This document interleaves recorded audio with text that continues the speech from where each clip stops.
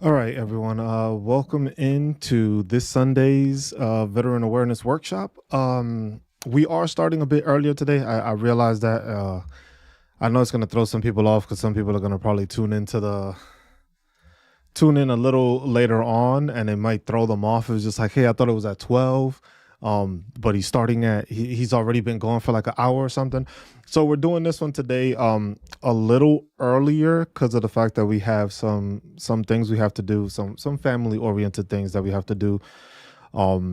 That would cut into the time if I were to do it at the regular time, and I didn't want to fully cancel this iteration. So I basically wanted to make sure it was just like, okay, let's make sure to at least get some time in, talk to people, answer some questions, go over a couple of things, and then just basically do it so that way it wasn't like we had to cancel the whole workshop for the whole Sunday. It is holiday season, so I know it's going to be travel time, so we may end up throughout the holidays, the next couple of weeks, there may be changes to the workshop, but I just wanted to give a heads up, and I guess that's part of the announcements, how we do the announcements. What else do we have? We have there's a lot of stuff going on that's been going on lately. A lot of talks, a lot of, I don't even know how to put it. I was just like, there's a lot of changes possibly coming, and it's not positive changes. It's all sorts of things that have been mentioned, have been spoken about. Like I tend to tell people, there's nothing concrete with all these things that are going to happen. The thing is there's talks about it, and usually when there's talks about it, it usually starts getting like a backing of some sort, because somebody's going to start backing it. We're going to have issues. We're going to run into the incidents where some people fully believe this is what's supposed to happen, and then people are going to be against it and be like, you know what, this is something we want to do. I had a stream. I was streaming on TikTok, and I just found it interesting because the thing is I usually do those. Those are definitely like different episodes. When Q, what up? Those are different. I am pissed about our benefits being threatened. We have worked so hard to get this far. No wig dictator and crew wants to change things. Why did people not listen?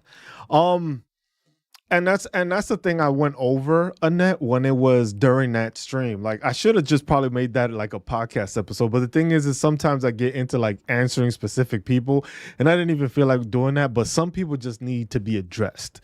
A lot of people voted for this.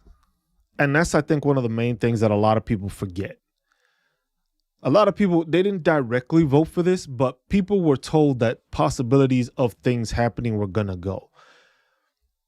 This whole, I don't like having the political talk when it comes to these workshops and stuff like that. I don't like involving that. I like it to be that it's like, hey, this is a workshop for veterans to, get educated, learn benefits, do this. But at the same time, at this point, if these changes do occur, I'm not going to be having these workshops. If these changes do happen where people end up losing their benefits and we end up losing our benefits, I'm not going to have this channel to do.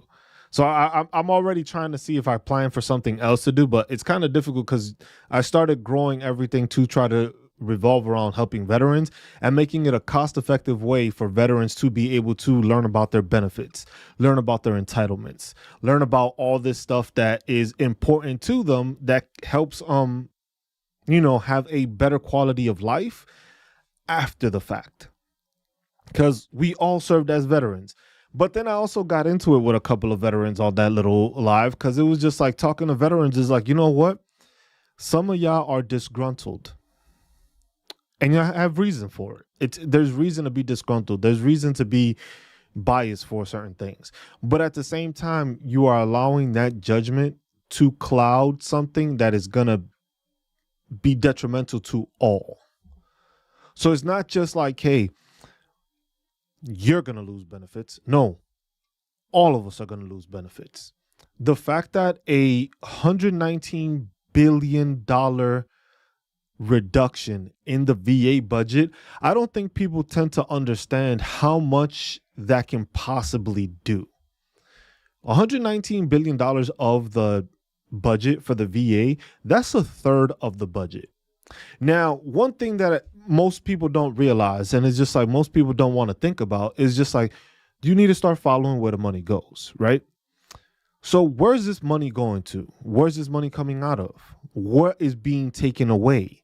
Because the thing is you got to remember, if you yourself, a veteran, right, were all enthusiastic and like supported and community care. Let's talk about that community care. So all of y'all excited about community care, like, oh, I can go see a doctor that's nearby, this, and that. If they cut funding to that, how do you think they're gonna pay for you to be able to continue to have community care? How do you think that's gonna work where you're not gonna be able to have the funding to contract a person in your community? Because what people fail to realize is that community care isn't that you're just getting the ability to go see somebody.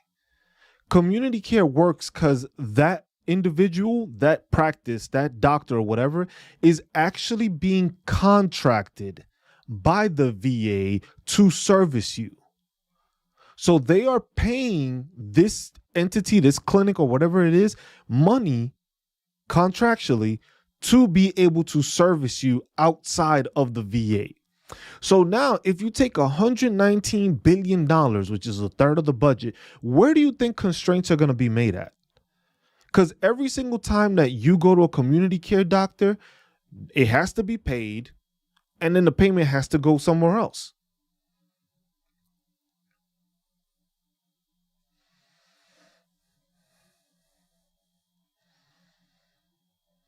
I was just like, the thing is Q, with that, you have your information. Go to another doctor and take all that information and put it together and let them diagnose you and have a medical professional do it that way. You already got your documentation. You have the documentation through the VA. Use the documentation through the VA to get a nexus letter through another outside doctor, because now you have all the proof you need, and work it that way. VA don't want to help, got to work outside the VA. If you need a letter, and you've already been seen since 2016, that means you have documentation of sleep apnea, insomnia, and all those things. Now you can take that to an outside doctor and be like, look, this is all the stuff I need. I need you to verify and diagnose me again, or just support this. And if you can write a nexus letter and do it that way. Social Security is going away. Rich people don't care. We are poor to them. We have to put it. The thing is, but that's what I'm trying to highlight. And that is just like, Social Security is a whole different thing. Because the thing is some veterans also collect SSI checks. So it's just like, and that's the thing, Annette. That's why people don't realize it. It's just like you are trying to take cuts from veterans. Where I said specialists ain't there, like the same. This is the analogy I was giving people, and I gave people a couple of times. It was just like, and I answered this question one time on one of my videos because it was a comment. It was like, this is the easiest way for me to explain for veterans to understand it in a better concept when it comes to military stuff. So remember, you were in service, right? You were in service. You got your base pay. You did what you have to do. You got your base pay, right? Remember those people that you knew that got out, that decided to go contract in Afghanistan or Iraq or wherever else, and they decided to do contracting? You remember how they would be able to get almost $100,000 plus in 6 months? Mind you, you didn't even make that in a couple of years while serving. So this is the same thing that happens when it comes to the VA. The VA has its pay. They're basically the enlisted personnel or the officers that has that set base pay. The contracting is the doctors outside of the VA. So now these doctors are making money off of the regular civilian population. Now the VA is contracting them. So contracting them as in paying them to now service VA personnel also, while things like that. Who wants to stay working at the VA if they know they can make 2 to 3 times as much on the outside? They can still do their job and service veterans and still get an extra paycheck. There's no point in staying in the VA when you can make twice the amount on the outside. It's the same way with us as enlisted. Some people went Infantry, they got out. What they do? They shipped out and started contracting, started making twice or three times the amount they were making just by contracting in a less limited time. It's the same process with the VA, and that's what people need to realize. That's what veterans need to realize. It's the same exact process. It's the same thing as the VA is paying that doctor that amount.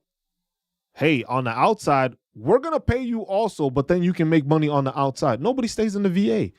And the thing is what people don't understand is just like Annette, how you're mentioning, there's no specialist at the VA where you live. There's no pipeline of medical professionals coming out of the United States. There is no pipeline. There's no long, we have service members. We gonna keep having veterans coming out. We have veterans that we can send and do contracting overseas.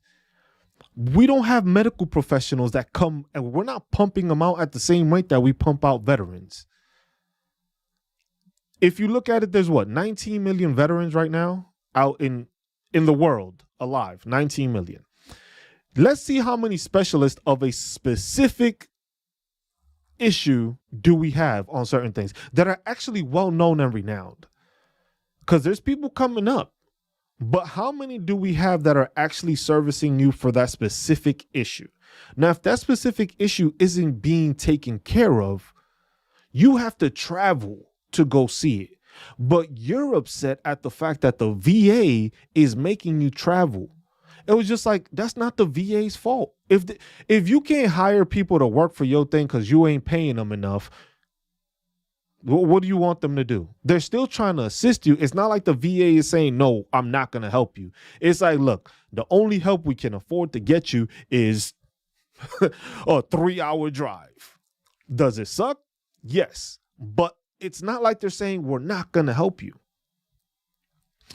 The way things are going, people who are on Medicare, Medicaid, SS, and VA still not able to live off this money there. I know that. And that's the thing that people need to realize. It's just like these things may happen. The thing is we don't know for sure. And that's the scary part about it. Changes are coming. What specifically they are, we don't know. But at the same time, you have all this availability of going to the VA. And yes, I know not every VA is great, but some of them are. Some of these VA hospitals are great. You get attendance, you get appointments, you get all that stuff, but maybe they have all the resources. It's kind of difficult when veterans don't realize, like, hey, if you grew up in a town that had maybe like 3,000 people, most likely the VA isn't servicing you in that area. If you're not close to a military town and you grew up in a small town that has nothing military oriented, it's going to be difficult to get you care because the thing is they place themselves in specific areas. They're not making a clinic everywhere. But at the same time, when it comes to contracting, if you have a doctor or something, they ask to see if you have anybody close by. But at the same time, that means that your doctor has to start accepting VA, has to start or get in talks to get a contract with the VA to be able to service you under VA care. People don't see it that way. If you're from a small town, it's hard to get resources to you. It's hard, like your town may not have specific doctors right now, but if you're dealing with a certain thing, like let's say it's a spinal injury and you don't have no specialist, the VA isn't going to fly a person out to there where you don't even have the resources to be taken care of. That's why they ask for you to go to a specific location. But at the same time, if there's no money for that, how are you going to get care now? If those benefits get stripped away, how are you going to get care? How are you going to pay for that? How is the VA going to pay for you to be able to be taken care of if the budget is going to be reduced for them to do so? And that's why it's funny to me, because the thing is this is where it gets a little political, where people will be like, oh, Donald Trump is for the service members, right? And this is where I've been calling bullshit the whole time. Because look, this is a simple reasoning, and I know some people are going to disagree with this. I don't give a shit at this point. It's simple to say Donald Trump is for veterans and he's for the military.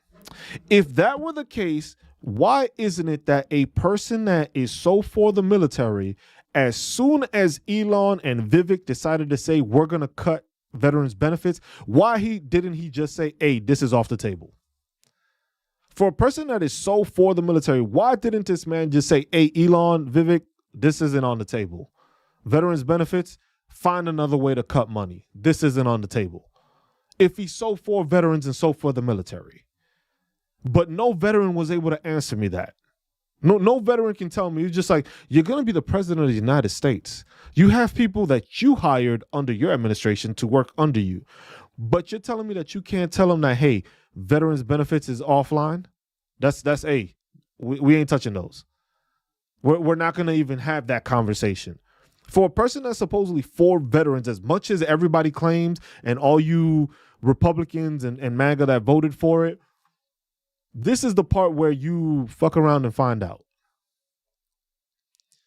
You didn't want to listen to it because the first thing that you veterans went off of was, hey, they're going to take my guns. Democrats were. But then you also failed to realize that the PACT Act, which a lot of you now are filing for, which, you know, when you were stirring all that shit in Afghanistan or Iraq, or you had radiation exposure, or you had Agent Orange exposure, or you had any of these issues,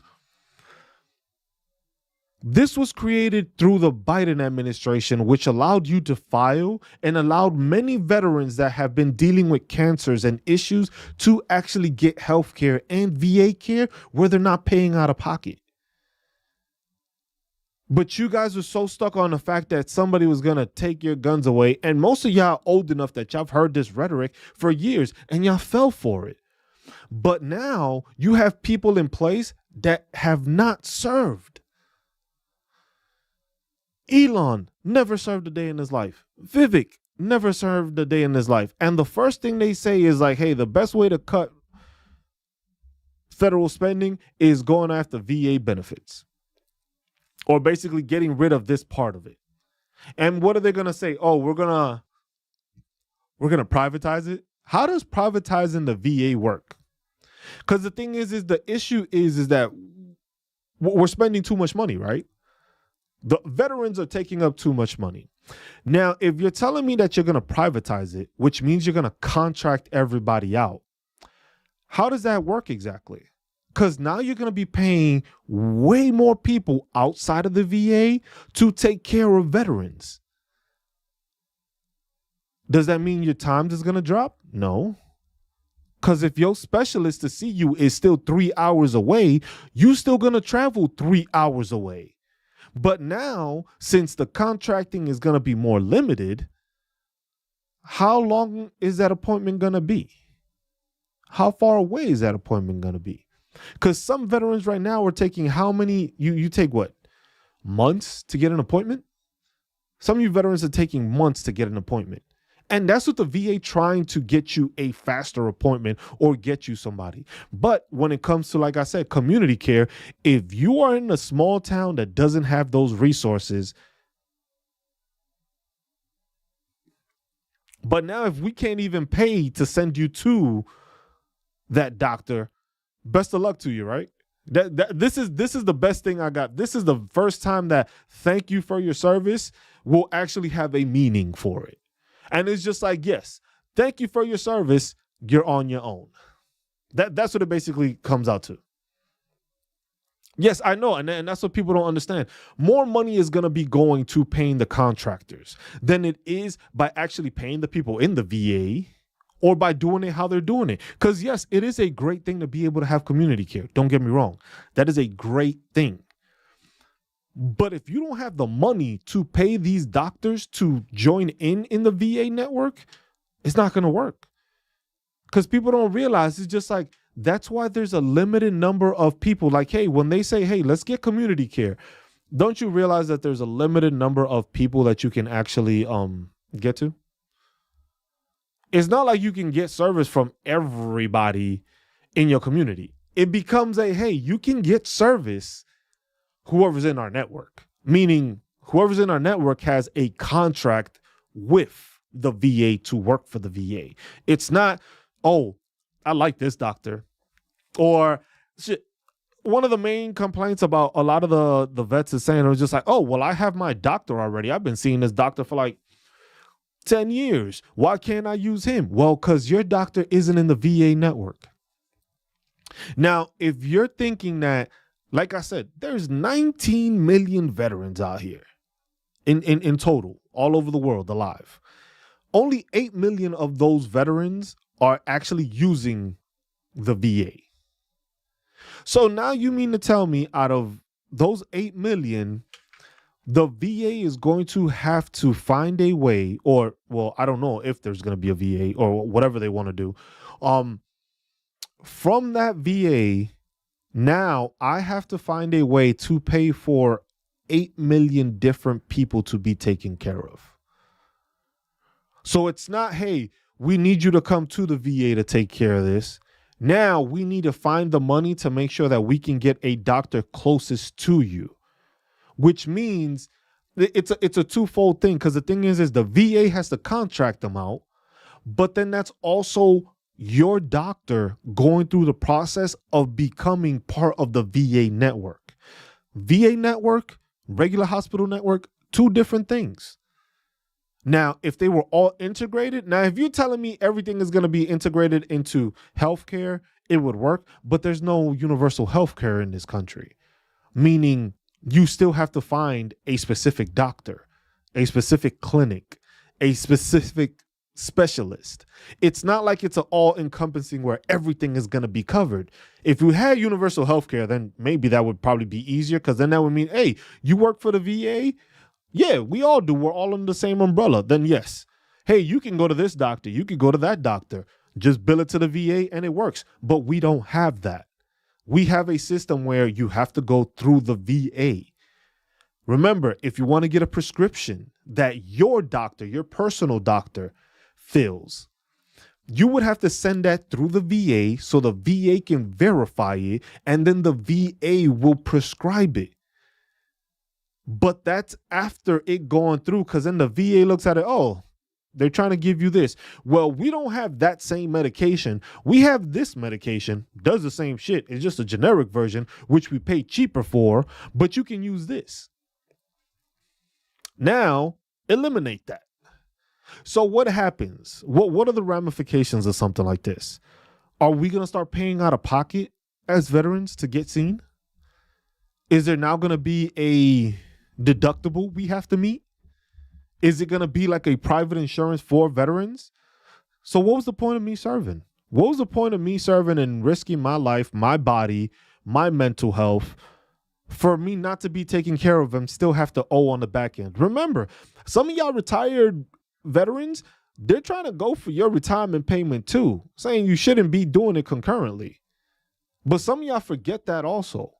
It was just like, there's multiple layers of ramifications that are going to come from this if us as veterans don't unite and start putting together our own policies, start talking to our representatives, start stepping on those representatives' footsteps at Congress and like, hey, we need this to stop. We need this talk to change. We need stuff that's going to actually benefit us. The PACT Act was a great direction to go in, because a lot of service members now applied and are getting the help they need. And a lot of them is those Vietnam vets that went through all that stuff that didn't know. The VA has improved drastically from those days, but some of them still have that negative connotation and that negative mindset of, man, they sucked then, they suck now. And that's a bad mentality to have. That's the mentality that has been messing up a lot of veterans. The VA has improved the past 20 years. You can't tell me that the VA is just as bad as it was 20 years ago, when there's more resources, there's more programs. The funding is there for you to do a lot of this stuff. There's a lot of programs that have been instituted, even like the HUD-VASH program, which is for the homeless veterans, which has increased. And we've lessened the number of homeless veterans out there because that program has assisted veterans to get off of the streets. Now you're telling me that we're going to start taking away funding from something that was actually being corrected. How does that work? How do we go from we're making this thing better to now let's cut the funding from it? What do you think is going to happen? Like I said, veterans benefits being stripped. So what does that mean? Because like I said, it's $119 billion, a third of the budget. A third of the budget is 119 million. So you mean to tell me that $119 billion is going to be taken away? Does that go to contracting? Does that go to the BTSSS program, which, the one that reimburses you for your travel pay?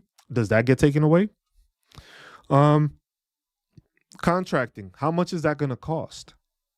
How much is it going to cost now to try to provide services for every single veteran single-handedly? Are we going to get put on a special kind of insurance? Because, Chant VA is there, but what happens if they remove Chant VA?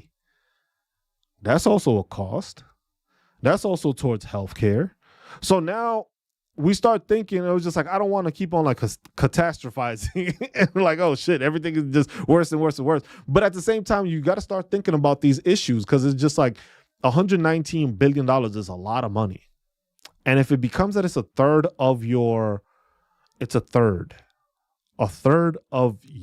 budget. Imagine right now, whatever you're doing, and they take a third of it. Imagine taking a third of your 100%. Imagine taking a third of your retirement pay. Imagine taking a third of the housing allowance if you are going and using the VRE program, or you're using the GI Bill. Imagine taking a third of that money that you are. How are you going to be successful? How are you going to be taking care of yourself? How are you going to look at it in the way where, hey, these are the things that we are dealing with. This is the issues we have. I got a third less of the money I had before. How am I going to incorporate this into what my budget actually looks like?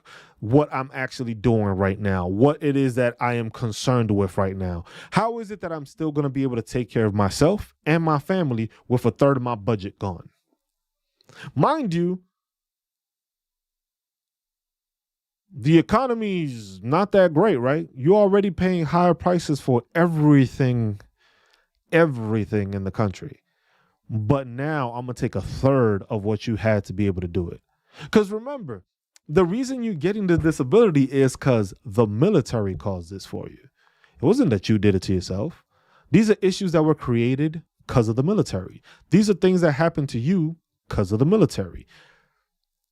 That back pain, that knee pain, that sleep apnea, those migraines, that sciatica, that messed up knee, that messed up ankle, messed up shoulder, arthritis in your fingers, arthritis in anywhere in your body parts, high blood pressure, all that stuff was caused by the military. But now we ain't going to give you the money for it. Now we're going to reduce the money that we're giving you to do that.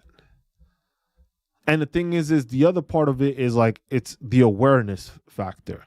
It was just like, most veterans are not aware of this happening. Most veterans are not paying attention to these things. Most of them don't pay in mind till all of a sudden they see a reduction in their benefits or a longer wait time for their appointments or whatever the case may be. And then all of a sudden it's just like, hey, what happened? It was like, it's too late now. Once they cut it, it's cut. You know how hard it's going to be? You know how hard it would be to actually be able to make a change where, look, we are getting all these benefits cut. You know how hard of a fight it's going to be to bring them back? Because remember, they're finding this as, you know what? This is a good thing to do. We're going to save billions of dollars by making these cuts.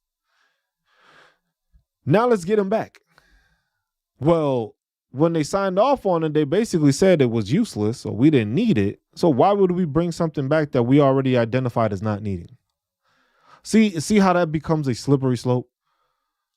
Because then it's just like, hey, if we cut VA benefits, we're going to cut VA benefits. We cut them. We didn't need them. They were excess. What was it? The magazine, The Economics? It's just like veterans are receiving way too many benefits or something like that. I forget what the actual thing said. Let me look it up.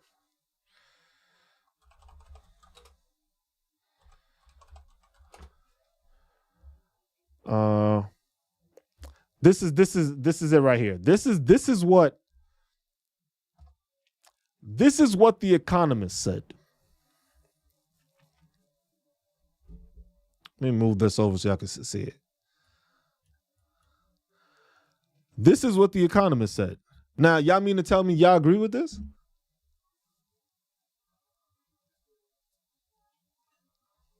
This is what y'all basically support. For basically anybody that says, hey, this is people actually think this. People are actually behind this. People actually have the mental thought process like, you know what? Vets are getting too much money. The funny part is that most of these people come from people that never served in this country, never went through the rigors of war, never went through the rigors of anything to do with the military. But all of a sudden, they have the capabilities and the knowledge to say, you're getting paid too much. Your disability, whether disability or not, you're getting paid too much for it. You shouldn't be getting compensated for that. What are they going to do? Start setting limits to how much you can get paid or why you can get paid? Because remember, it's funny how at the same time, the talk about the mental health ratings is coming. The talk about changing sleep apnea is coming. The change of tinnitus is coming. All those things are being factored in. But then you got to think about it. If an administration has people in there that already is saying people are getting paid too much, you're going to have these changes, which I don't see how they would actually benefit you. And now you have this being put out there on The Economist, which, is a very well-known magazine. And they're saying an enormous rise in disability payments may complicate debt reduction efforts. So what you mean to tell me is that all these veterans, because we have our previous veterans, right? But you got to keep in mind that, remember, a lot of the veterans getting out now are those veterans that were in Afghanistan and Iraq. The last two major wars we had. So now all of a sudden, when you're about to get an influx of those people that fought a war for 20 something years, you're going to say, you know what, bro? Thank you for your service. But you on your own. Now, I don't see how people think that's a great thing. I don't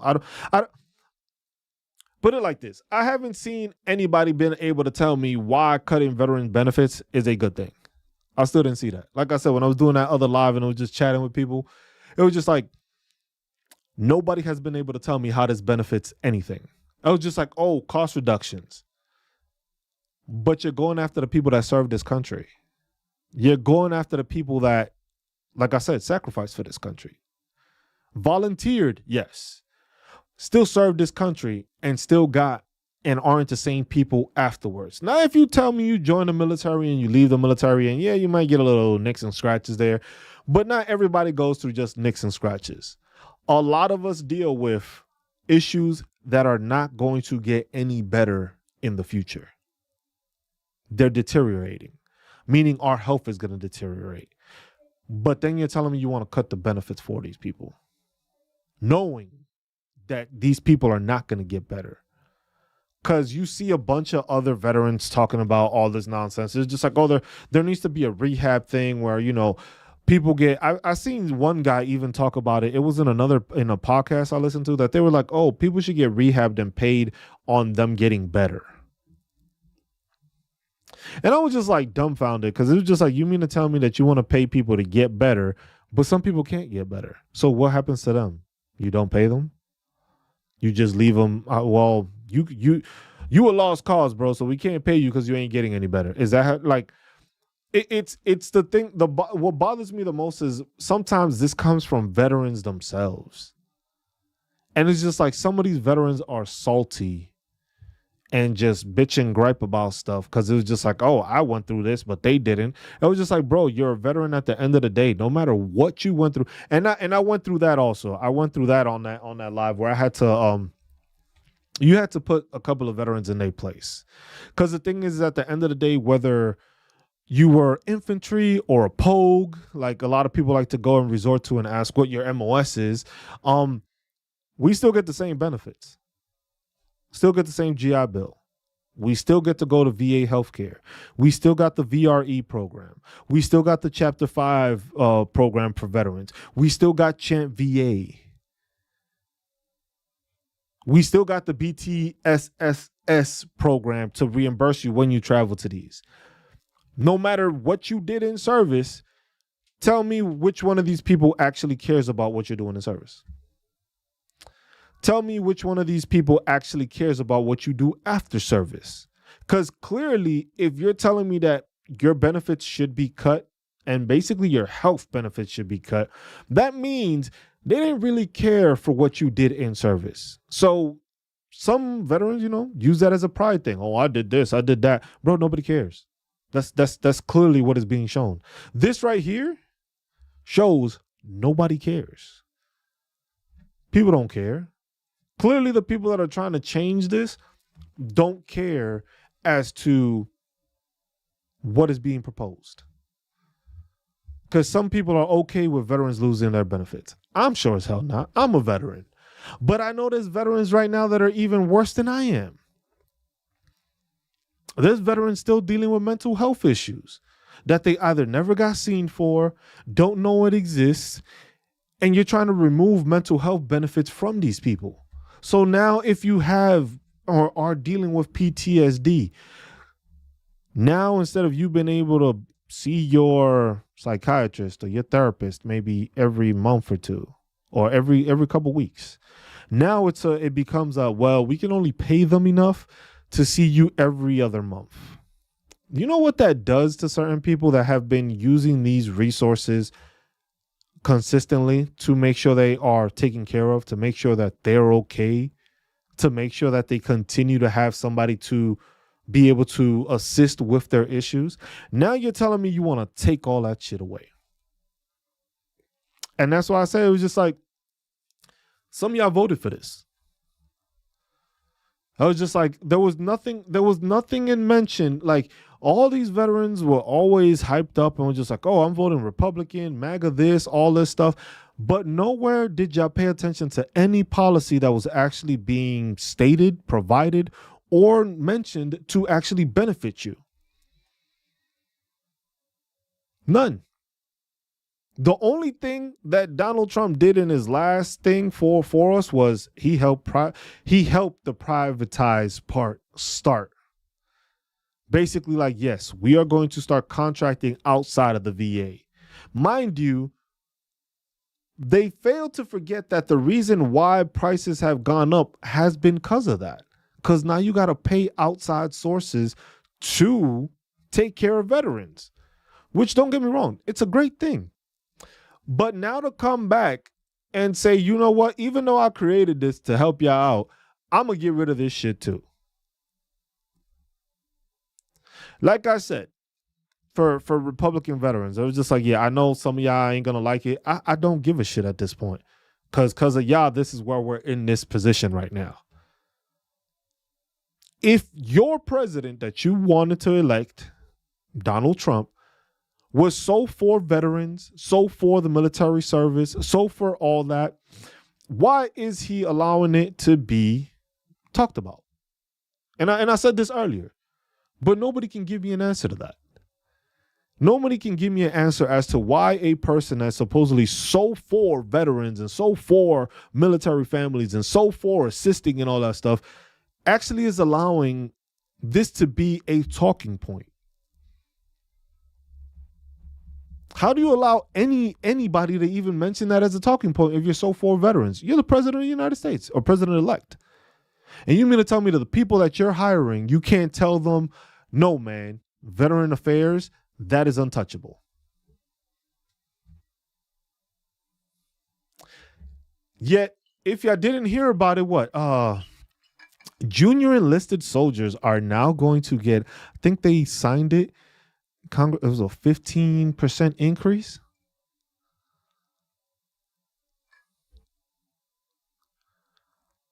$15% increase. Where's this money coming from? Is it coming from the veteran side? to pay for that 15% increase that they're trying to give the junior enlisted, which I'm all for. Shit. The junior enlisted, look, privates ain't getting worth enough. But at the same time, how does that add up? Because you're taking money from one place, putting it in another, but then you're still spending. So you're spending more on the people in, which makes sense. But then you're basically telling them, hey, once you get out, we don't give a shit about you.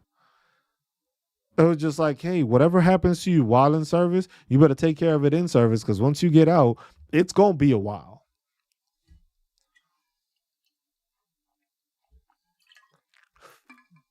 Like I said, how many of y'all don't, like some of y'all on here may not even use the VA, but at the same time, y'all trying to get those benefits, ain't y'all? Y'all trying to get that disability compensation. Y'all trying to figure out how to provide or create a nexus letter, how to file a disability claim, how to, anything that has to do with the VA. You're watching, and if you ask a question, I got you with an answer. But at the same time, what am I going to be a resource for if it gets cut? See what I'm saying? I was just like, what's the resource that's going to be available to veterans if, hey, you got questions, but what's the point of me answering if there's not going to be VA benefits for you to have? Or maybe the whole system is going to be wiped out and a brand new thing is going to happen.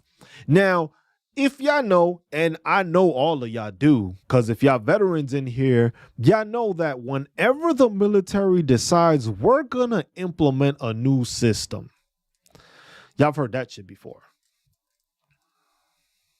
Say, how to get a Nexus letter under $400? That's Q. You're better off writing a Nexus letter for yourself. You're better off trying to write a Nexus letter for yourself and starting it that way, and then having a doctor sign off on it. But at the same time, that's the thing. There's a lot of companies here that are charging veterans a ton of money to get Nexus letters. I just seen another thing that they were just like, oh, they're charging like $1,200 one-time Nexus fee. And I was like, $1,200? I do this shit for free. I assist you on how to do things and just teach you how to do it for free. Imagine I started charging y'all $1,200 for the stuff I'm doing now. Imagine I started charging y'all for these weekly workshops. I was charging a certain amount just to assist.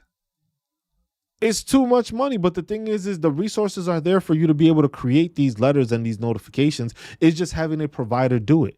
The problem is, Q, is that a lot of the times you're approaching your doctor wrong. A lot of the times when it comes to a Nexus letter and a Nexus letter isn't want to be written, is because you're just trying to be like, hey, look, I got this, and they want to do that. Private doctors, it has to be a private doctor to write it. But the thing is you could give them an outline of what it's supposed to look like. Because the thing is a lot of private doctors have no idea what a damn Nexus letter looks like. So the thing is a lot of doctors are hesitant to write one because it's like, first, you don't give them an example to know what it's supposed to look like. And the thing is you're telling a doctor, look, I need you to write this. That doctor's going to be hesitant because it's just like, look, man, I just been treating you for like 2 days. I'm not going to write this shit. I'm not putting my medical profession or my name on the line just so that you can get a letter. And that's what you got to realize. But like I said, if you've been going to the VA, if you've been going to, if you have, like, put it like this, like how you said, if you've been going to the VA, you've been diagnosed with stuff through the VA. The VA is supposed to have that duty to assist to help you do it. Supposed to do it. A lot of times they don't. But you have to put that in there. You have to ask them, it's like, isn't it your duty to assist me with this if I'm writing a claim for it or I'm writing for an increase? Just ask your medical provider that. See what answer you get. Just see what answer you get. Because that's part of it. It's their duty to assist. Ask them that. It was like, hey, I have all this stuff and I'm filing for an increase. What's your duty to assist me on this and helping me write a letter or something like that? Because the thing is you got to remember, a lot of these medical professionals do not want to attach their name to it.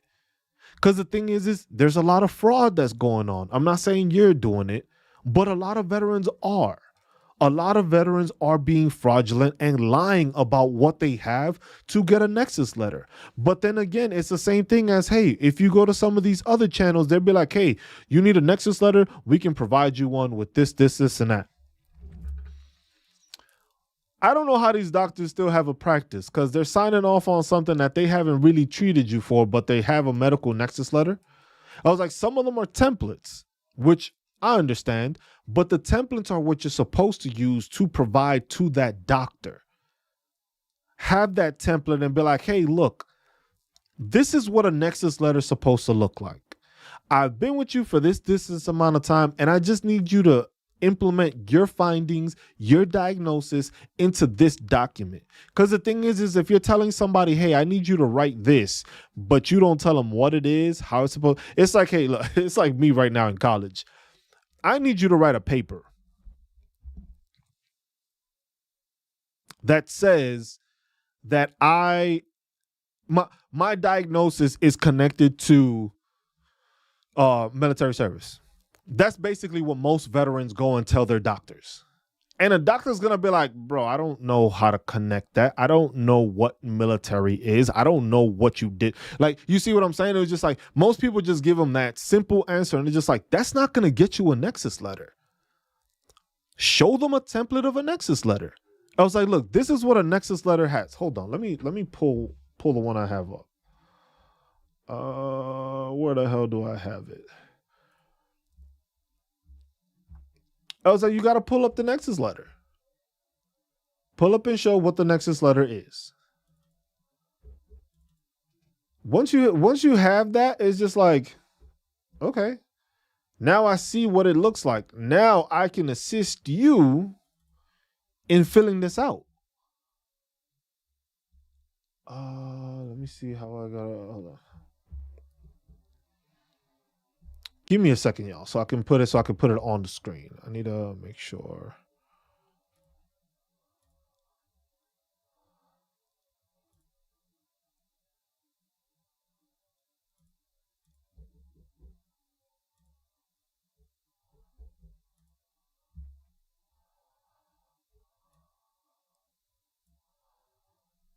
See if I can get this on here. There you go. This is what a Nexus letter looks like, y'all. This is what it starts out looking like. This is just an example. This is an example. But the thing is this is something you can use to provide to your doctor.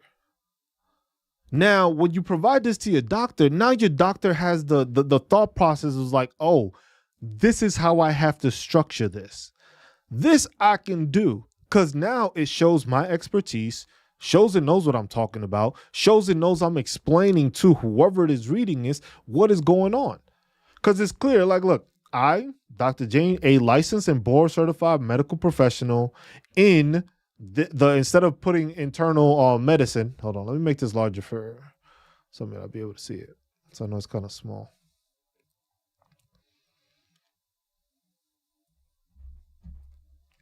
But this is what it is.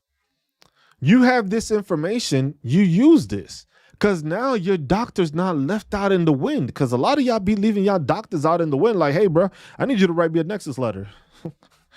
Bro, I don't know what the hell you talking about. I was like, I don't know what the Nexus letter is. I'm not affiliated with the military. I've never served a day in your military. It's the same way when I tell people, when you provide your disability claim, you should be able to give it to somebody that doesn't know who you are, and they should be able to tell you exactly what's wrong with you. That's how your disability claim should be made. That's how you should put it together. But if you need a Nexus letter, this is what you need. It's going to have their information. You have their information in there. You have their certifications and all that. And you can put that in there so that way it's just like, hey, that's there. They have reviewed medical records, service records, and relevant documents provided by a veteran. Based on my medical expertise and a review of these, I am providing this medical opinion regarding his claim for service connection of whatever the case. Statement of review. In preparing this opinion, I reviewed. No, I know that, Q. But that's what I'm trying to explain. The thing is that not everybody is committing fraud. The problem is that when everybody goes to the same doctor on one of these sites and something like that, and every VA rater sees the same name and you are being treated for the same stuff from 4 different states, it kind of looks iffy. It kind of looks like, damn, everybody has the same doctor? Everybody's been diagnosed the same? I was just like, yeah, you have the information, but it still looks weird when every single doctor is the same.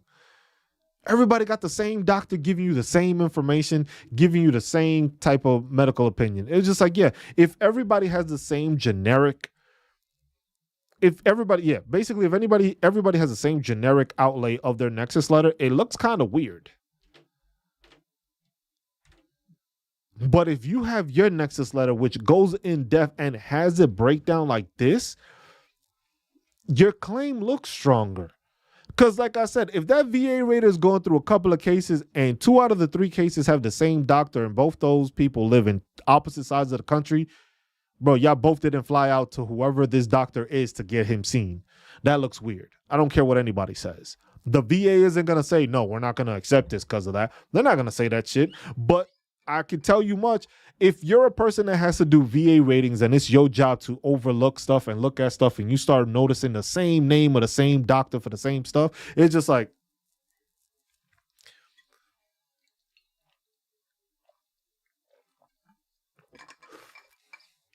so you can get a private opinion and opt out of the VA examination, but a lot of the times that's not just going to be allowed. Unless it's an ACE exam where they already know through your stuff is going to be good. Otherwise, most likely it will be, it's a conflict of interest, which is BS, but that's the system we're part of. Yeah. And that's the thing. You still have to ask. It doesn't hurt to ask. Because they're going to say it's a conflict of interest. It was like, no, you're my medical professional. You are diagnosing me with this stuff. You have been treating me for this stuff. But at the same time, Cam, that's why I say, instead of going that route, if you don't, just get your medical records from the VA. Look, the process might extend itself, but at the same time, now you have ammunition. Why? Because now you can go to your private doctor with your medical records showing this is everything I've been dealing with, and this is what the VA has noticed, and this is what it is. I need you to substantiate.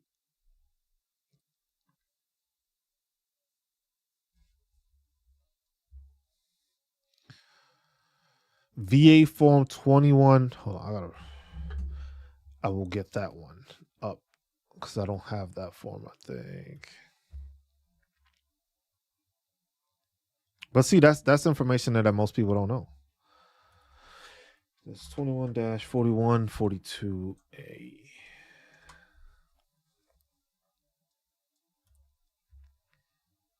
So the general release for medical provider information to the Department of Veteran Affairs.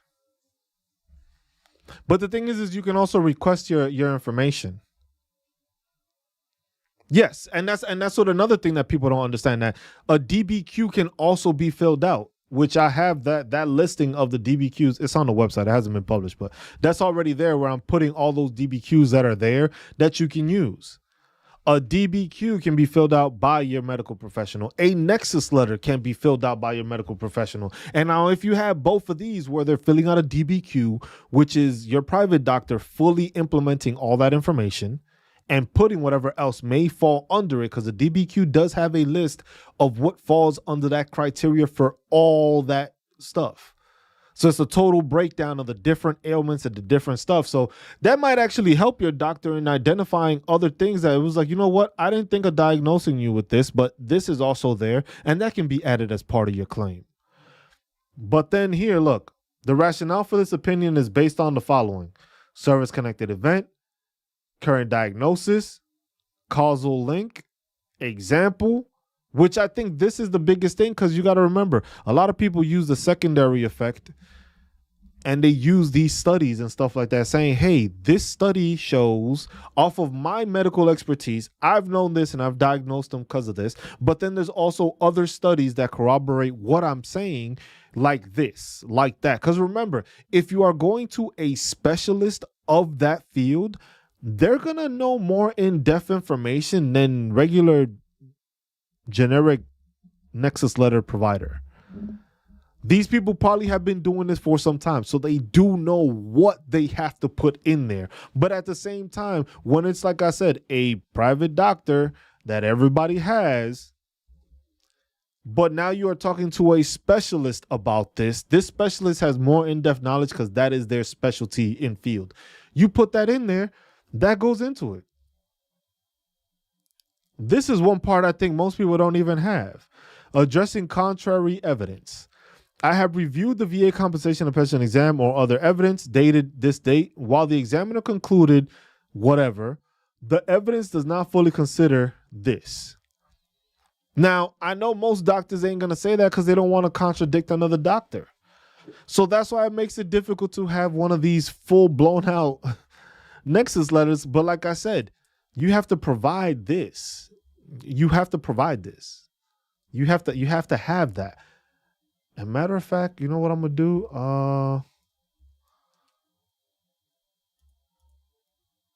Hold on. But that's one of those things that is just like, hey, we need to put those things together so that people understand it. People aren't understanding these things, and this is the 21 41 42A. It was just like a lot of people ain't understanding that this is stuff that helps your claim. A DBQ helps your claim, getting the information. Because remember, your information is what they're using to file this. It's not only off of just because it's a Nexus letter, it's the information you're providing them also. You're providing them this documentation. You're providing them that information where they can see, you know what? Oh, okay. This doctor says this doctor says that. So whenever my veterans claims came across my desk, I was in RMC for 2 years. Those who had private doctors do their DBQs had a letter attached citing, there you go. See, so if y'all didn't get that on the mobile, let me see, I'll copy this and put it so that everybody sees it. This is from I finally have our social media. So that statement there is something that assists. Now we can go and look up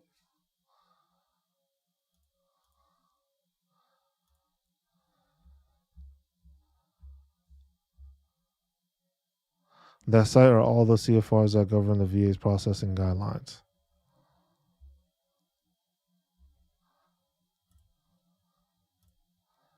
Part 3, and that is what? 159.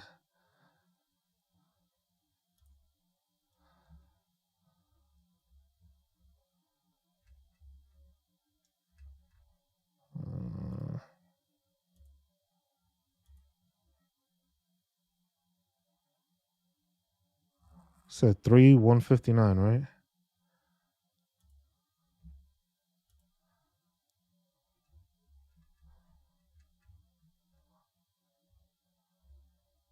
Did I pass it already? What the fuck?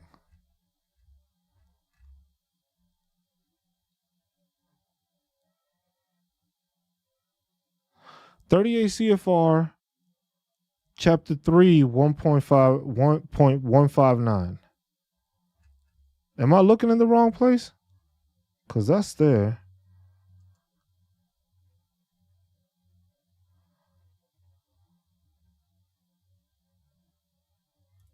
Should be here. Or is that under the M21-1? I just got it. No, I got to scroll farther down. There you go. 159. And that's there. We'll put this in a... We'll also put this in a chat for y'all to be able to resource.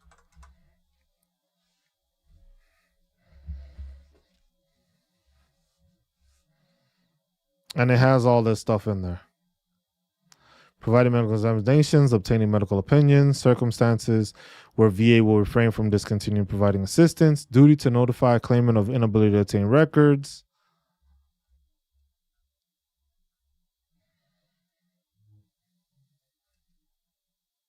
Competent lay evidence means any evidence not requiring that the proponent has specialized education, training, or experience. Lay evidence is competent if it is provided by a person who has knowledge of facts or circumstances and conveys matters that can be observed and described by a lay person. So there's that. See if y'all can see that.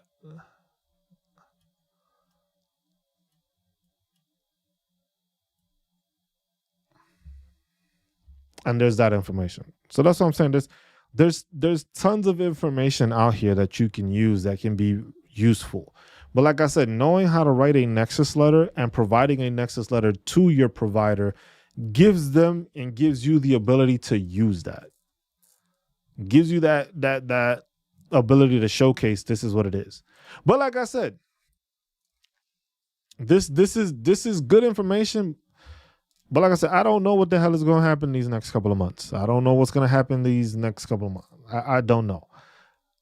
Where it's hard because it's like we have so many veterans fighting to get information, fighting to get their disability claims and doing all this stuff. And then to talk about having benefits cut. We don't know what it is. We still don't know what the changes are to mental health, sleep apnea, tinnitus. We still don't have concrete information on any of these things. Still don't. Everything is being proposed. Until we don't see it in writing where it gets announced, which it'll be announced. April timeframe, they will make an announcement. And then from there, it's either, hey, we've decided on this, which goes with the new factor of the DSM-5 to actually substantiate how we're going to do our ratings. These are how the ratings are going to change. Or same thing with sleep apnea. Are you going to get this change? Is that going to be actually implemented if that's going to be changed? Then, hey, if benefits are going to be cut, we don't know how much. Well, they've already said it's 119 billion, which is a third of the VA, which is the healthcare part. But where does that change? Because the thing is, like I said, if it's going to go through contracting, it's going to end up costing more than 119 billion. Because right now it's 119 billion as the current budget. And then remember, off of that investigation through the committee, the VA is currently under $6 billion for next budget year. For this upcoming year, the VA is already $6 billion under what they proposed. And that's because they see more benefits and more veterans signing up for the thing. Like I said, Afghanistan and Iraq veterans are now starting to push out. A lot of those that joined during that time period and got those deployments and all that are hitting that 20-year mark or have hit that 20-plus year mark. They're going to start getting out. Now, there's going to be an influx of those veterans which are retiring and getting benefits also. But now their benefits may be cut. The same way that anybody that's in service now that decides to get out, those benefits may be cut.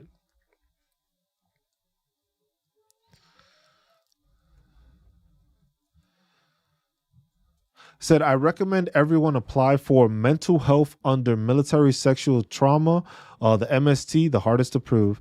Most folks get 80 through 100% for the resulting DSM-5 mental health diagnoses. That's the thing about that one, media is that a lot of people are very, very hesitant to file for that because a lot of people don't, how can you put it? They're not ready to talk about it. Unfortunately, like, yes, it is a claim that usually gets people thing, but a lot of people ain't ready to talk about their trauma. That's the one thing. It's just like we have to be able to get people to talk about their trauma to actually get them to file. Because I can assure you, there's 19, like you probably already know this. There's 19 million veterans out there, and only 8 million of them are using it, are using the benefits. of VA healthcare.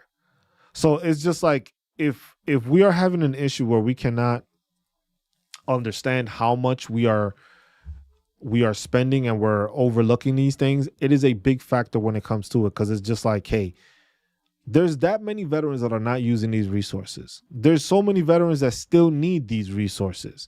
And some of these resources are there. They just don't want to use them, don't know they exist, or they haven't gone through the process of actually processing it themselves to be able to get assistance. So that one is hard. It's just like, yeah, it gets it, but it's just like,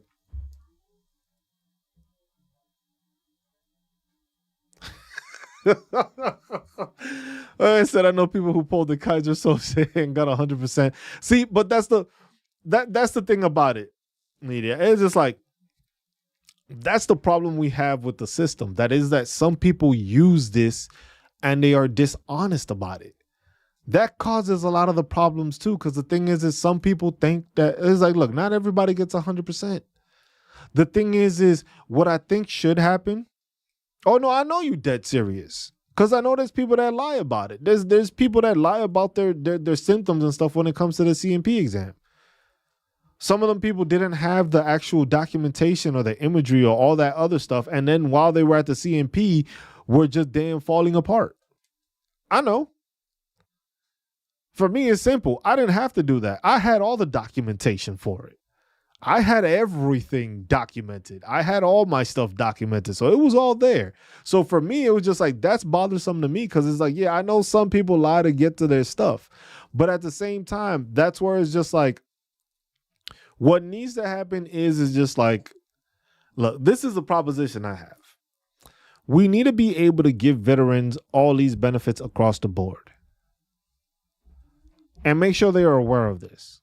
So that way it's not having to lie to get to 100%. Because you should still be able to have these benefits. You should still have Chant VA. It was like, look, you did your time. You should be able to have Chant VA as a secondary insurance for anything, in case you don't have any insurance, and shouldn't be anything else. If everyone's going, no matter what they have, is to get 100%. So I advocate against this. The thing is, what I find funny is with that, it was like, you advocate for a system that doesn't allocate the DoD funds. I was just like, these people got the funds. They just don't want to put it in there. Because you got to remember, it's just like, you can't tell me that the DoD doesn't plan for something like that. I was just like, look, the VA is under $6 billion. Did they stop the funding? No. Because the thing is like I said, there's 19 million veterans out there. Only 8 million of them are using the VA healthcare system. So imagine all of them imagine all 19 started using the thing. How much money is it really going to cost? They have that. But the thing is that they expect veterans not to do it.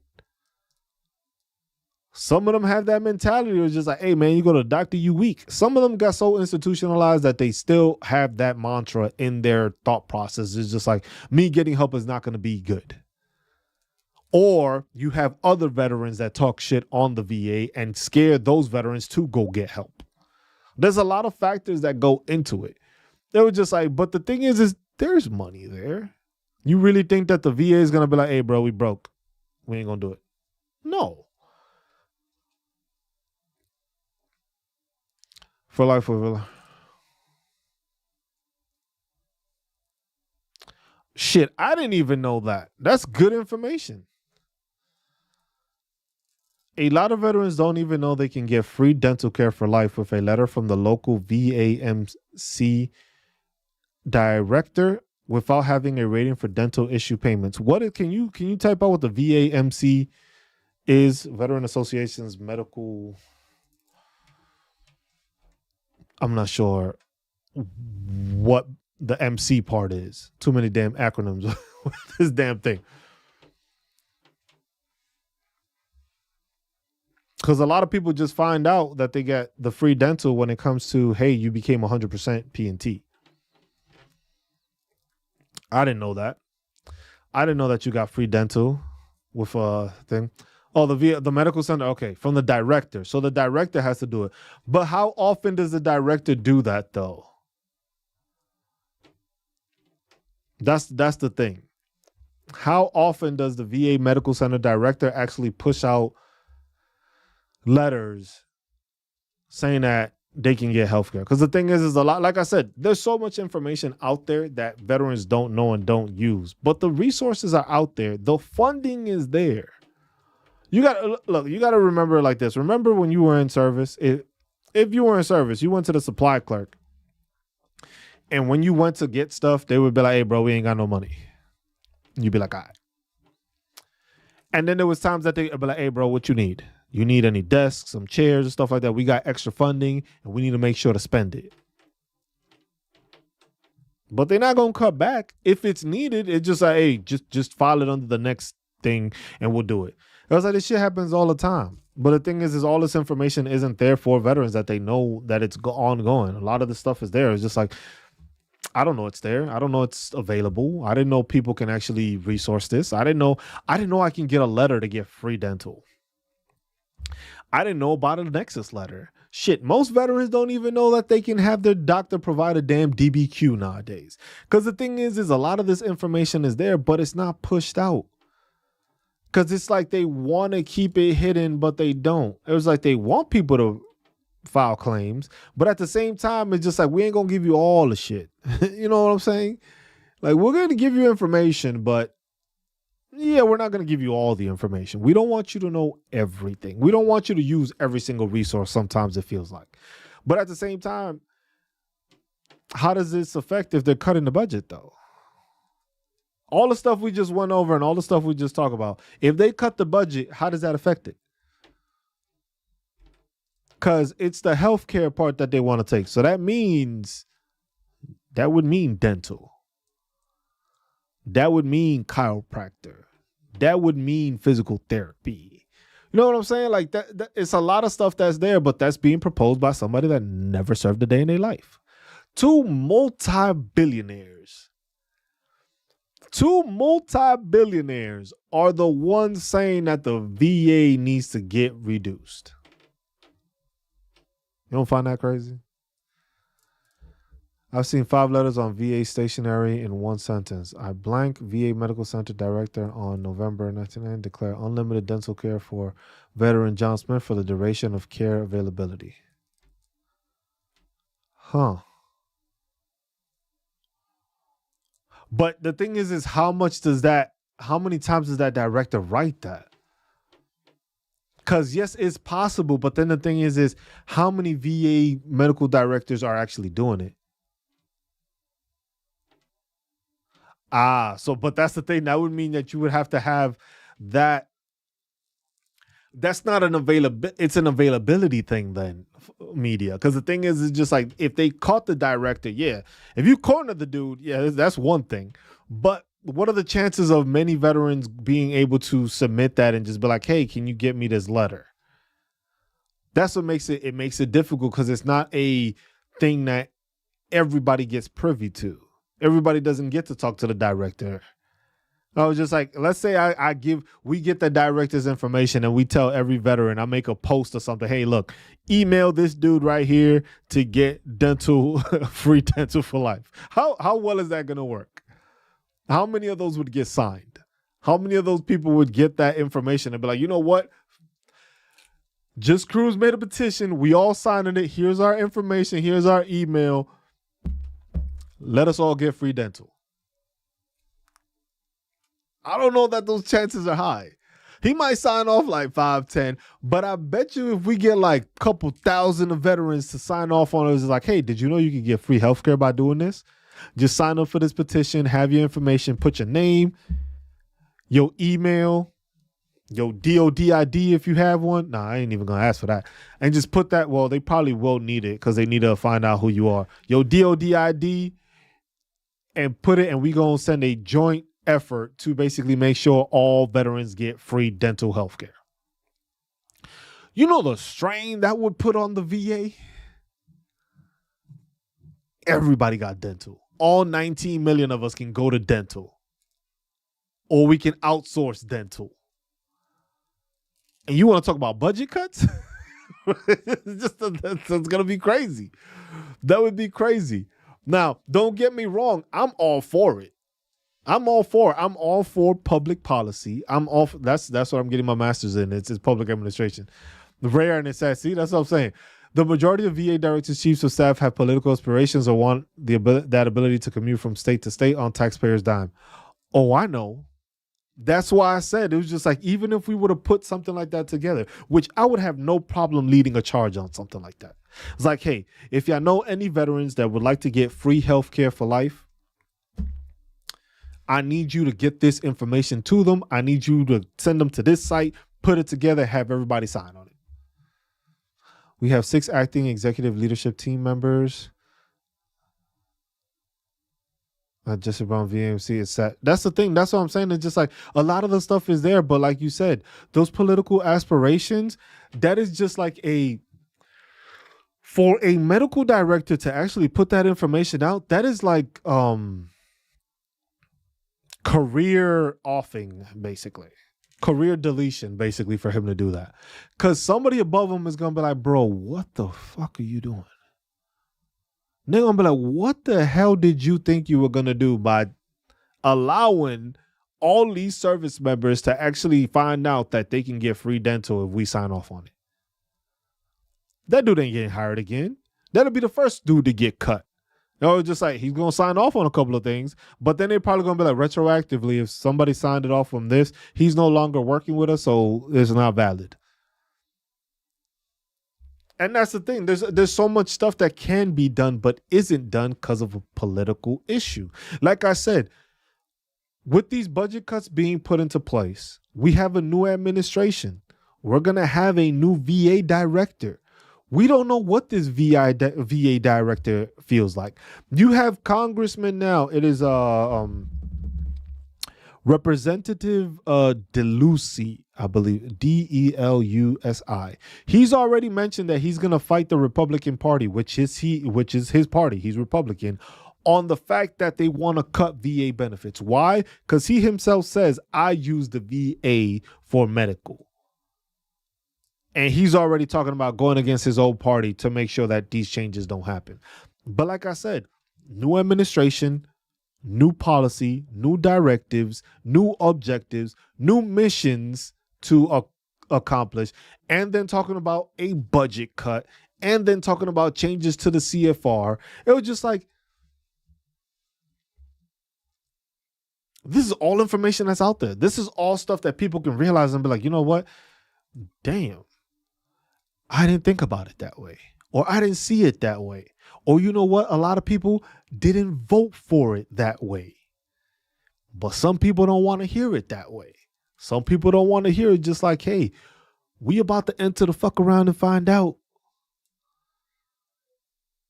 And most people don't want to hear that. Most people just want to be stuck in their ways and no one is just like, no, if we ain't doing nothing about it, if we ain't saying nothing about it, it's going to be a fuck around and find out situation. All these changes, all of them ain't going to be good. Budget cuts is not going to be good. Nowhere can anybody tell me how cutting any VA resource is a benefit. You're going to say it saves money. We can save money on other dumb shit. You know how we save money? Taking away senators and representatives for life payments. If that's the case, if veterans can't have benefits, why do we have senators that keep on getting paid for the rest of their lives? Because they're public servants. We served more publicly than they did. And we got no recognition. We ain't the face of anything. We get those payments for life. But if you're trying to cut into our benefits, you should cut into the politicians' benefits too. But that'll be frowned upon, right? When you have political entities that never served in the military that want to say how the military should be taking care of its people.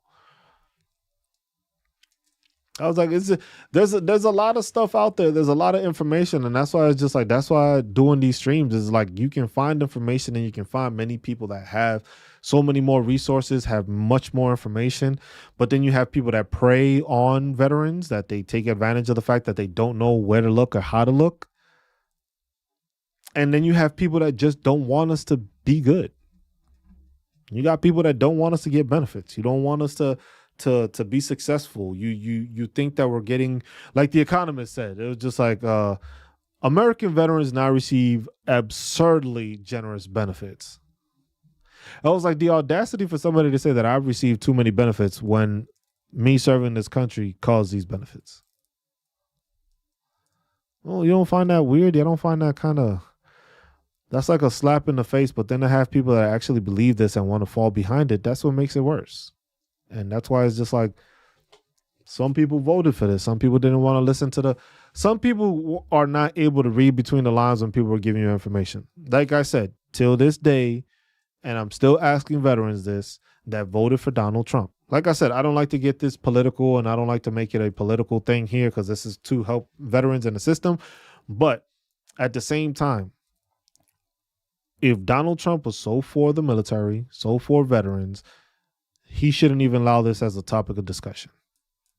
He shouldn't even allow Vivek and Elon to even mention VA as a possible cutting cost measure. That's just my thought process. Everybody else will have their own. I do those streams. I do those streams on TikTok, and trust me, they're interesting. I'm a lot less I'll get a lot less professional, I would say, on those streams. Here, I like to try to keep it as professional as possible, just to assist veterans and show them that this is what we mean. But at the same time, sometimes it's like some veterans need correction. Some veterans need guidance. Some veterans just need a person to talk to. And this is a resource that I'm providing, or I'm trying to provide. But at the same time, it's just like, look, if benefits get cut, if we start getting restrictions on certain things, start losing money here, start losing money there, it's going to affect every veteran. It's not just specific veterans. This happens to all veterans. You have a veteran designation, whether you don't need the benefits now or you may need them down the road, this is still going to affect you. If you have kids that are joining, if you have the future set of service members that are joining, this is going to affect you. This isn't something that's just going to, it happened and we're going to leave it alone and it's going to, no, this is something that's going to affect us going forward for past, present, and future veterans. So it's just like, this is where us as veterans need to start coming together. We need to start making talking points. We need to start joining up and discussing like, hey, we can't allow this. We can't allow the talk of cutting our benefits, cutting this, cutting that. I was just like, because once the cuts start, there's not going to be no stopping. Like, yes, it is expensive, but so it is to keep these wars going and have people that are actually fighting them. And there is a cost after the war, because if you can help build up a whole nother country after we've pummeled it and taken away its resources, you should be able to take care of the people that helped you do it. That's all I got. That's all I got for today. Today, y'all, we started off early. We started an earlier stream today, 11 o'clock. We have some family things to tend to in a bit, so we're going to be cutting it off early. We usually do start at 12, so I apologize for anybody that caught on to the back end of it. We just wanted to get it early in today so that we can actually still have a sort of conversation on these things, provide any answers, or just talk about the issue of having our benefits cut in a certain way, which we still don't know what those are, but it's in the works of happening. So, but I appreciate everybody that tuned in. Media, great seeing you again. Appreciate all the knowledge and the information that you always bring to the chat when you come through. I appreciate the hell out of you for that. Annette, thank you for stopping by. Q, thank you for stopping by. Anybody that stopped by, I think that was it. Cam Loco, as always, appreciate you. But yeah, this is a conversation that we're going to keep on having, and as more stuff comes out, I'll make more discussions on it, and we got to make sure that this information gets out to veterans so that veterans start paying attention to it. Because the thing is a lot of veterans don't pay attention to it. They get their checks and they leave it as, hey, I got my check. I don't need to worry about anything else. We need to change that. We need to make sure that veterans are aware. That's why this channel is going to be working on that, to provide you that information so that you are aware of the information that's upcoming changes. We're looking into different things to do that.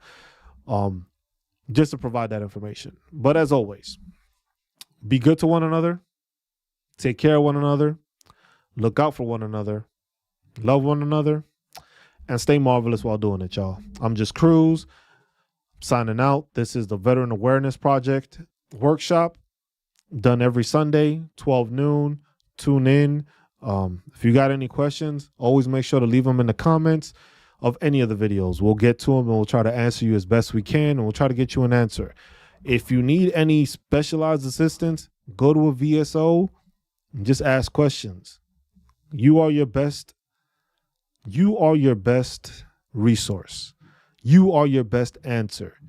It is not a bad thing to ask for assistance. Ask for assistance. Ask that VSO or get one of these free consultations from one of those claim sharks just to see where you may need to go and what you may need to do.